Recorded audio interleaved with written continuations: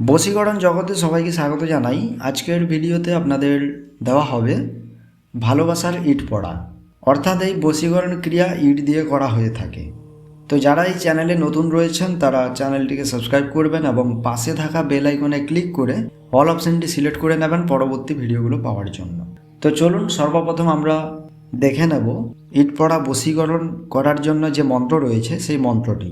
সালামপূর্বক মাটি মাটি তুই বড় খাঁটি, আনছে মাটি আজরাইল গুলছে জিব্রাইল, গুলছে উল তালাসি দিয়া গাউছার পানি দিয়া গুলছে মাটি, 7 জায়গার মাটিতে করেছে আমায় পায়দা, ফলনির ঝি ফলনির মাটি, ফলনার পুত ফলনার মাটি, একত্র মাটির সঙ্গে মাটি মিলিয়া যা, যদি মিলিয়া না যাছ ঈশ্বর মহাদেবের মাথা খাচ, কার আজ্ঞায়?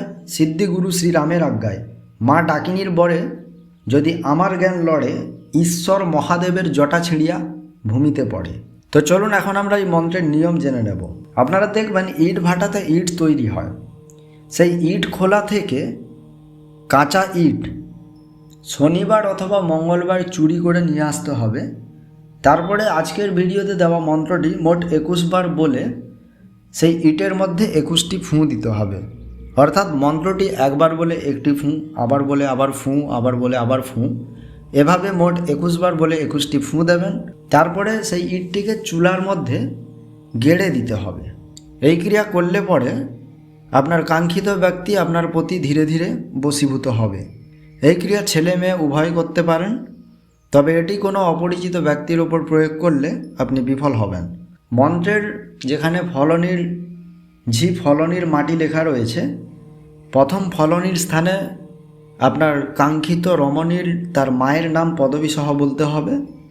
আর যেখানে রয়েছে ফলনির মাটি, এই ফলনির স্থানে আপনি আপনার কাঙ্ক্ষিত রমণীর নাম পদবী সহ বলবেন।